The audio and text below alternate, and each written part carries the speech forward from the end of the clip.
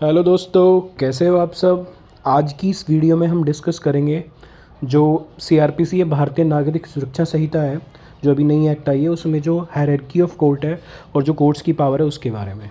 तो अगर कोर्ट्स की बात करें तो सेक्शन 6 जो क्लासेस ऑफ क्रिमिनल कोर्ट की बात कर रहा है, सेक्शन 6 ऑफ भारतीय नागरिक सुरक्षा संहिता, वो बात करता है कि beside the high courts and the court constituted under any law other than this Sanhita, there shall be in every state the following class of criminal court, namely court of session, judicial magistrate of first class, judicial magistrate of second class and executive magistrate. तो अगर बात करें criminal court की तो criminal court फिर सिर्फ 4 ही हैं basically: high court, session court, judicial magistrate first class, judicial magistrate second class और एग्जीक्यूटिव मजिस्ट्रेट।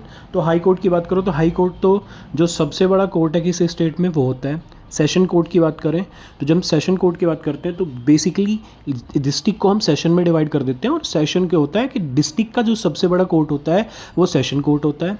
उसके बाद जो सेक्शन 6 के अकॉर्डिंग जो क्लासिफिकेशन है वो होती है judicial magistrate first class, judicial magistrate second class, और जो डिविजनल लेवल पे उसे एग्जीक्यूटिव मजिस्ट्रेट बोल देते हैं।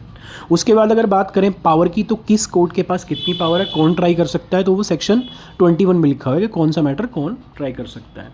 Subject to the other provision of this Sanhita any offence under Bharatiya Nyaya Sanhita, the high court और द कोर्ट ऑफ सेशन और any other court by which such offence is shown in the first schedule to be tribal.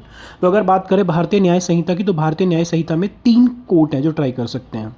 मैं ध्यान से सुनना, भारतीय न्याय संहिता में 3 court try कर सकते हैं: हाई कोर्ट, सेशन कोर्ट और कोर्ट जो लिखा हुआ है कि जो ट्राई कर सकता है any other court by which such offence is shown in the first schedule to be triable.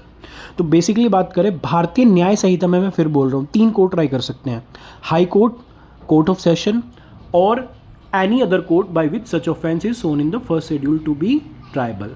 अभी हम कंपेयर करते हैं any other law. Any other law की बात करें तो सिर्फ क्रिमिनल लॉ की बात करें तो क्रिमिनल लॉ सिर्फ भारतीय न्याय संहिता तो है नहीं, बहुत सारे अदर क्रिमिनल लॉ भी हैं, जैसे डोमेस्टिक वायलेंस एक्ट है या सेक्सुअल हरासमेंट एक्ट है। तो उस कंडीशन में कौन ट्राई कर सकता है देख लेते हैं। Any offence under any other law shall when any court is mentioned in this behalf in such law be tried by such court, and when no court is so mentioned may be tried by the high court or any other court। तो बात करें basically, suppose करो कोई special law है जैसे sexual harassment at work place है या domestic violence act है, उसमें या तो कोई स्पेसिफिक कोर्ट डिसाइड किया हो कि इस कोर्ट केस को यही कोर्ट सुनेगा, या फिर हाई कोर्ट सुनेगा, या फिर any other court by which such offence is shown in the first schedule. तो इसमें आप देखो ए क्लोज में और बी क्लोज में एक डिफरेंस है कि ए क्लोज में कौन कौन सुन सकता था, high court, court of session और एनी अदर कोर्ट। लेकिन इसमें क्या है, स्पेशल कोर्ट सुन सकता है या तो ये हाई कोर्ट सुन सकता है या एनी अदर कोर्ट। तो इसमें जो सेशन कोर्ट की पावर है उसको हटा दिया है। तो बेसिकली कौन कौन से स्पेशल में सुनेंगे, या तो कोई जो स्पेशल कोर्ट उस एक्ट में दिया हो या हाई कोर्ट दिया हो, ठीक है। उसके बाद आप बात करते हैं sentence which the high court and the session court may pass. A high court may pass any sentence authorise by law. तो हाई कोर्ट कोई भी सेंटेंस पास कर सकता है, कोई भी बात करे तो कैपिटल पनिशमेंट भी दे सकता है। कैपिटल पनिशमेंट जैसे कहते हैं फांसी पे भी चढ़ा सकता है। अब बात करें सेशन जज की, ए सेशन जज और एडिशनल सेशन जज में pass any sentence authorise by law, but any sentence of death passed by any such जज shall be subject to confirmation by high court. तो सेशन जज और हाई कोर्ट दोनों के पास पावर है, वो फांसी की सज़ा दे सकते हैं।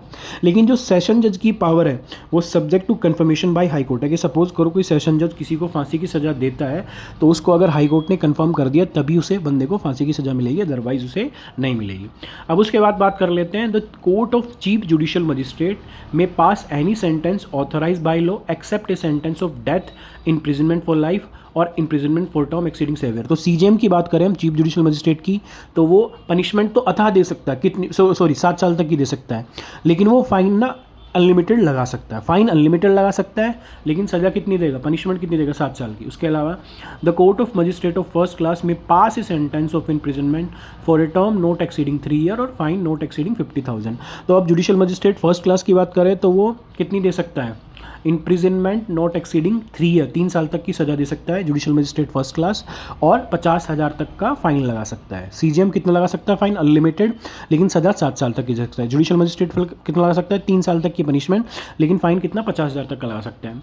अब बात कर लें the court of magistrate of the second class, judicial magistrate second class कितना सकता है, pass a sentence of imprisonment for a term not exceeding 1 year और फाइन नॉट एक्सीडिंग 10,000। तो मैं फिर बता रहा हूँ, सीजेएम जो पनिशमेंट दे सकता है वो 7 साल तक की पनिशमेंट दे सकता है, और फाइन कितना लगा सकता है? अनलिमिटेड।